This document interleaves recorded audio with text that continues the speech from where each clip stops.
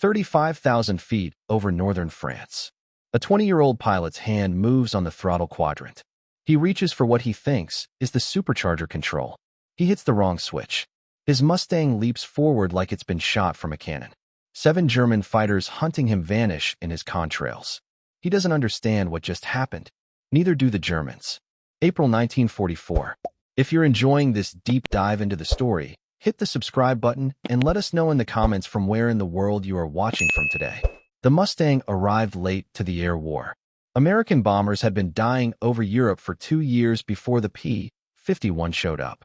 The Spitfire couldn't reach Berlin. The P-47 Thunderbolt was fast in a dive, but clumsy at altitude.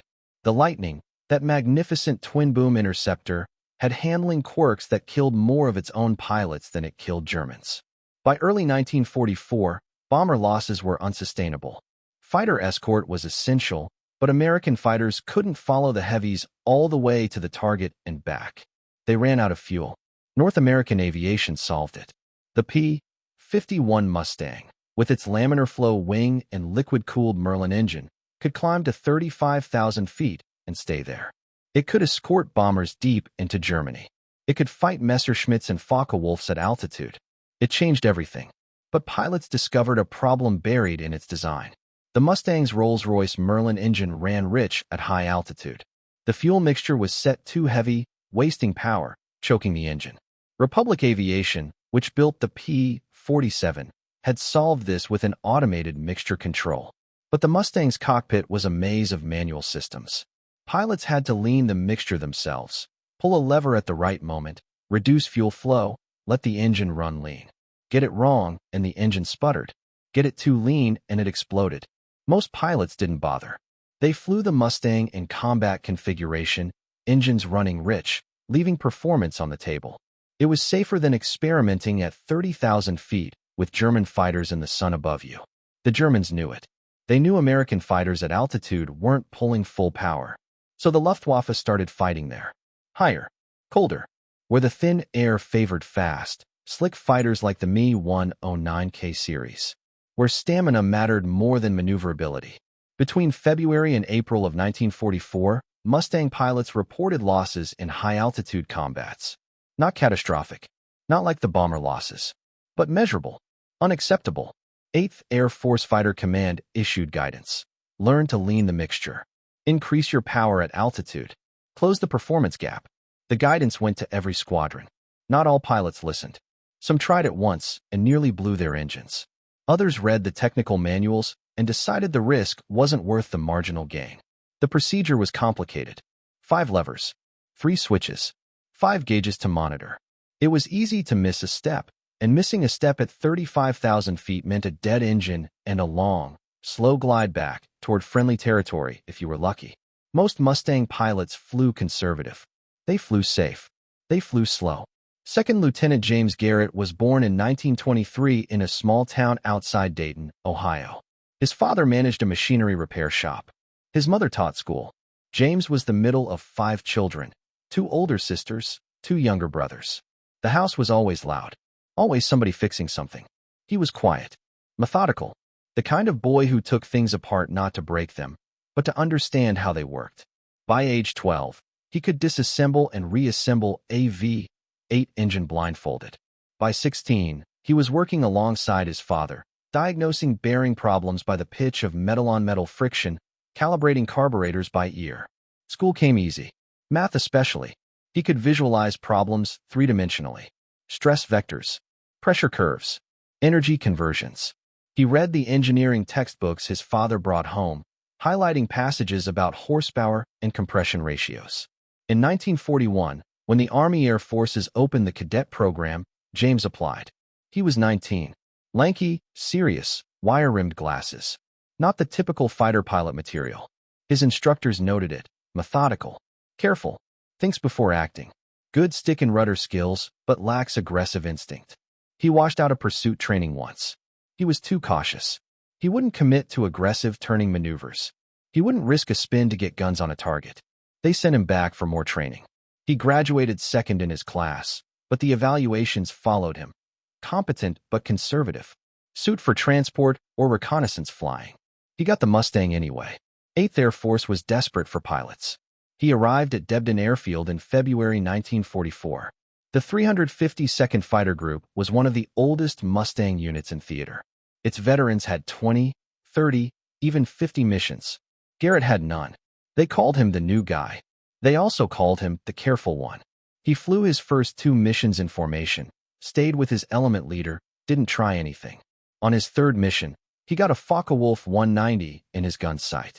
He fired 3 bursts, watched his rounds miss, broke off, and stayed with the formation. His wingman, a first lieutenant from California with 8 kills, told him later, "You had him, Jim.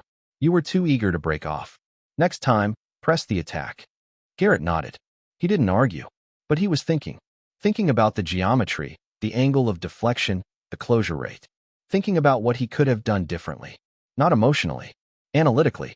By April, he had 5 missions and no kills. He was frustrated, but he didn't show it. He just flew. He studied his technical manuals. He talked to crew chiefs on the flight line, asking about engine behavior, fuel systems, propeller mechanics. Crew chiefs liked him because he listened. Most pilots treated mechanics as technicians. Garrett treated them as the real experts on how their aircraft actually behaved. One crew chief, a sergeant named Eddie Kozlov, had been working on Mustangs since they arrived in England. He knew every quirk, every tendency, every design compromise. Garrett asked him once, "What power are we really pulling at altitude?" Eddie shrugged. "Probably 75, maybe 80% of maximum. The Merlin's designed for that mixture ratio. But it wastes fuel. How much power are we leaving on the table? Maybe 15, 20% if you lean it right. Maybe more." Garrett filed that away. An extra 15% power at altitude. That was the difference between catching a fleeing enemy and watching him escape. That was the difference between staying alive and auguring in. April 12, 1944. Clear sky, light chop at altitude. Garrett was flying a bomber escort mission to Augsburg, deep into Germany. His flight of 4 P-51s was rendezvousing with a B-17 formation when the radio crackled. Bandits high and to the north. 7 Me-109s, probably. Maybe FW-190s. The formation was broken and disorganized. Garrett's flight leader called for a climb. They booted the throttles and climbed toward the sun, trying to get altitude advantage before the Germans committed to an attack. Garrett was thinking about mixture. He was at 32,000 feet.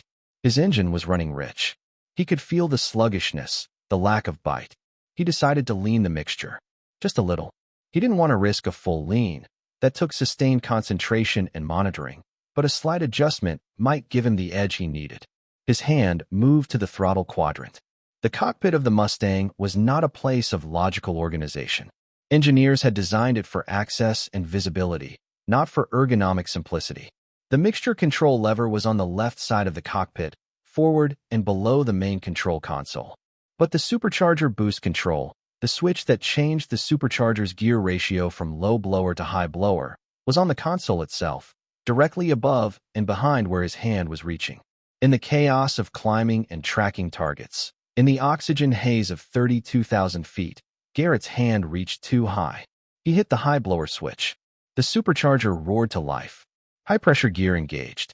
The Merlin, already screaming, suddenly had 600 more horsepower rammed into its cylinders. It was like flipping a switch on a jet engine. The acceleration was violent and instantaneous. Garrett felt it before he understood it. The push backward in his seat. The sudden surge of speed. His airspeed indicator jumped. 350 miles per hour, 370, 390. The needle accelerated past normal combat speeds. Past redline. His Mustang was screaming. His first instinct was panic. Something broke. The engine was overboost. He reached for the throttle to reduce power. But the performance was intoxicating. His Mustang had suddenly become something faster, something more dangerous than anything in the sky. The Germans saw it happen. The 7 Me-109s that had been diving on the bomber formation abruptly found a Mustang accelerating toward them at nearly 450 miles per hour at 32,000 feet. The German pilots reacted instantly. They rolled hard left, diving away. They had altitude advantage, but they didn't have speed in this moment. The American was closing fast. Garrett was hunting now. He was no longer thinking about the accident. He was thinking about geometry, closure rate, deflection. His conservative training, his analytical mind, took over. He let the speed bleed off gradually as he turned, converting velocity into climbing turn radius, tracking a 109 that was trying to spiral down and away. For 30 seconds, it was perfect flying. Beautiful flying. Garrett was inside the German's turning circle. He was going to get a shot. He pulled the trigger. Tracers walked across the 109's fuselage. The German pilot barrel rolled, inverted, and dove for the clouds below. Garrett followed, but his speed was bleeding too fast. The high blower had given him one moment of absolute superiority. Now physics was reasserting itself. He eased off the throttle. The engine's roar diminished. His speed stabilized. The other Germans were gone, either descended through the cloud deck or scattered to the edges of his vision. His wingman radioed that bandits were breaking off. Garrett climbed back to altitude, his heart pounding, his mind racing. What the hell just happened? He cycled through possibilities as he rejoined the formation. Engine surge? No. That would have been dangerous, explosive. Supercharger malfunction? No. The engine was running perfectly, responding smoothly to control inputs. He'd gained speed suddenly. Inexplicably sudden. He checked his engine gauges. Manifold pressure was high. RPM was high. Fuel flow was high. He eased the throttle back to normal cruise settings. His speed bled off to standard combat configuration. During the return flight, Garrett sat in the cockpit thinking, replaying the sequence, his hand reaching for the mixture control, his hand hitting something else. The Germans reacting to his sudden acceleration. The pursuit. The burst of speed that had been there for maybe 40 seconds and then was gone. He landed and sat in the cockpit for a long moment before shutting down the engines. He'd made a mistake. He'd somehow inadvertently accessed more power. And in that moment of extra power, he'd almost had a kill. He didn't report it immediately. He wanted to understand what happened first. He wanted to be sure before he told anyone. Garrett walked the flight line that evening with Eddie Kozlov, his favorite crew chief. He described the flight, the climb, the sudden acceleration, the Germans scattering. Eddie listened carefully, not interrupting. When Garrett finished, Eddie asked, "You sure you didn't lean the mixture?" "No. I mean, I tried to. But I think I hit something else. Something above. On the console." Eddie's eyes narrowed. "The blower switch. Maybe. I don't know. Could that be it?" Eddie nodded slowly. "That could absolutely be it. High blower at altitude. That's not standard procedure. Manifold pressure would go through the roof. Might risk detonation. But it worked. The engine didn't miss. Didn't surge. For how long? 30 seconds. Maybe 40. Eddie whistled. That's a lot of power. More than the engine's supposed to handle for sustained flight. But short bursts? Yeah. You might be able to get away with it. Would it be repeatable? Only one way to find out. Garrett flew the next day. Same altitude, 33,000 feet. Same clear sky. But he was flying alone, no formation, no combat. Just him in the sky and a test. He climbed to altitude, stabilized his flight, and reached for the high blower switch. He hit it deliberately this time. The acceleration was the same. Violent. Immediate. His speed jumped 40, 50 miles per hour in maybe 5 seconds. The engine's note changed, higher pitch, more aggressive. His airspeed indicator climbed past 400 miles per hour. The manifold pressure gauge showed numbers he'd never seen in normal flight. His pulse quickened. He held it for 10 seconds. 15. The engine was running hot, but stable. No detonation. No surge. Just raw, extra power. Then he eased off the switch. The high blower disengaged. The pressure bled off. His speed began to decay back to normal cruise. Garrett banked left and descended, his mind working through the implications. The high blower wasn't supposed to be engaged at that altitude. It would overheat the engine, risk detonation. But for short bursts, tactically meaningful bursts, it worked. He tried it 3 more times that mission. Each time the result was the same. A 40 to 50 miles per hour gain. Rock-solid performance. No surge, no hesitation. He landed and immediately walked to the engineering office. He asked to speak with the squadron engineering officer, a first lieutenant named Crawford who had been flying Mustangs since their first deployment to England. Garrett explained, "I accidentally engaged the high blower at altitude yesterday. During a combat situation, I got 50 miles per hour more speed. I've tested it. It works. I think we might be able to use this." Crawford's face went still. He leaned back in his chair. You engaged high blower at 32,000 feet. Yes, sir. Accidentally at first, then deliberately. The engine handled it. For how long? Short bursts. 30 seconds sustained. Maybe longer. Crawford stood and walked to a wall poster showing Merlin engine specifications. He tapped the manifold pressure red line with his finger. That's your maximum continuous power. High blower pushes you past that. Way past that. You're overboost. I know, sir. But it works. It works until it doesn't. Until a valve burns. Until a piston cracks.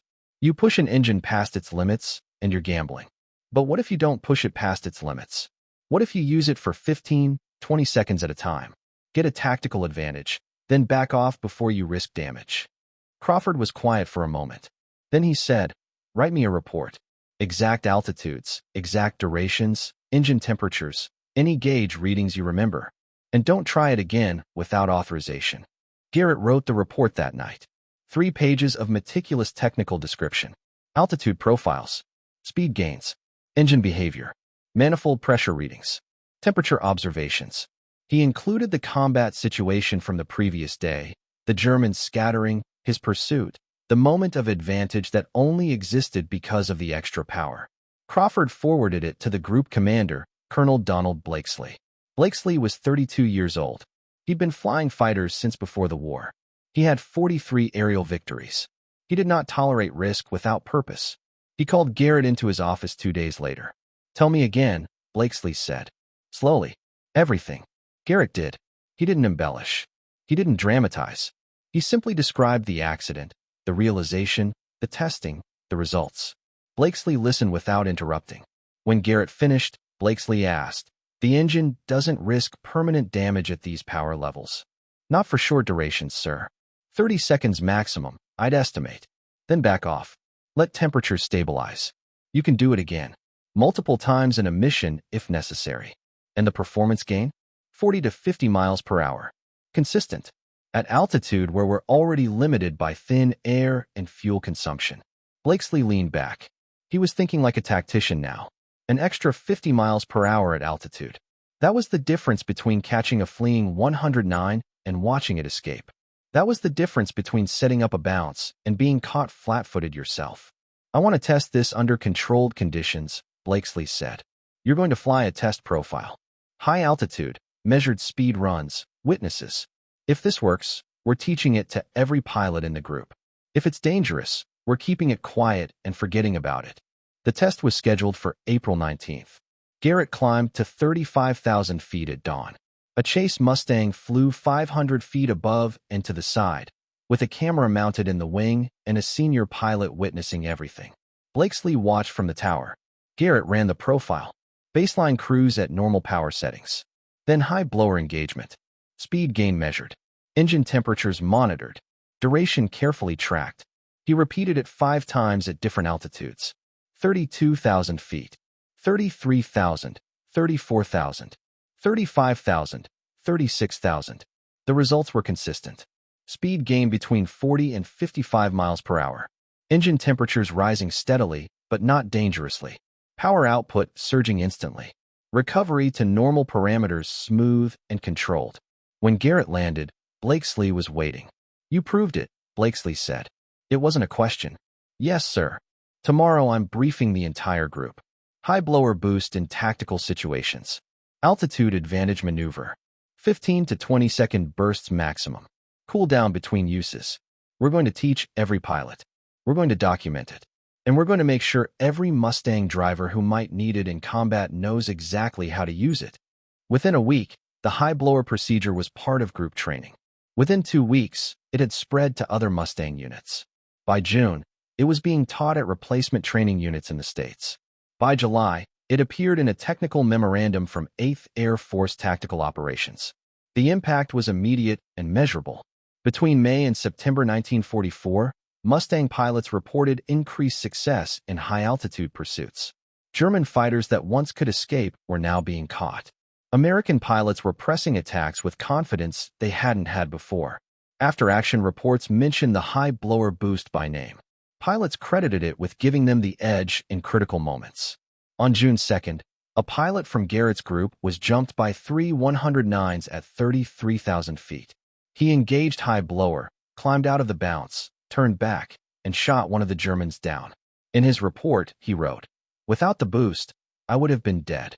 The speed advantage was decisive. On July 14th, a pilot from another group used it to catch a Focke-Wulf 190 after a 15-mile chase. He damaged the Germans severely enough that it crashed in enemy territory. His report noted, "Boost procedure allowed pursuit that would otherwise have been impossible." On August 9th, a photo reconnaissance Mustang used the boost to evade 7 109s that had bounced it over Bavaria. The pilot recovered the photographs and landed with his aircraft damaged but flyable. He survived the war. The Luftwaffe noticed the change. German intelligence reports from late summer 1944 documented American fighters suddenly capable of sustained high-altitude pursuit. German pilots noted that Mustangs were climbing away from them now, diving from above with extra speed. The tactical balance shifted. Subtly, but measurably. James Garrett flew 67 combat missions. He was credited with 4 aerial victories, though witnesses insisted on at least 2 more. He received the Distinguished Flying Cross. He was promoted to captain. He survived the war. He flew Mustangs until V-Day and then stayed with the occupation forces for another month before rotating home. He returned to Ohio in June 1945. He didn't fly again. He married his high school sweetheart in 1946. He went back to his father's repair shop, eventually taking it over. He had 2 children. He lived quietly, methodically. He fixed machinery the same way he'd approached his engineering studies, analytically, thoroughly, without unnecessary flourish.